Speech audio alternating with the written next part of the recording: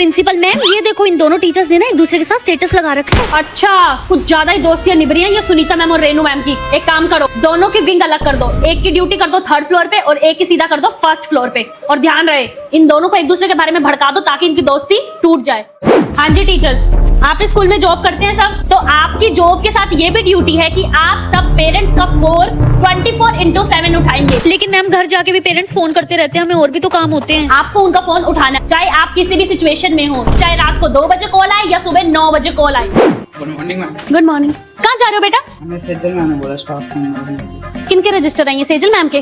वापस ले जाओ क्लास में। परवीन दीदी, अभी के अभी पूरे स्कूल में नोटिस भिजवाइए कि कोई भी टीचर कोई भी काम किसी भी बच्चे को नहीं देंगी। टीचर्स खुद अपना रजिस्टर स्टाफ रूम में रखेंगी, टीचर्स खुद अपनी वाटर बॉटल भरेंगे। आराम कर रहे थोड़ी आती है टीचर, सैलरी देते हैं हम इन्हें। सेजल मैम रुको, ये रील्स बनाते हो क्या आप घर जाके? मैम वो बस ऐसी डांस की बना ली। क्या टीचर्स को रील्स बनाना शोभा देता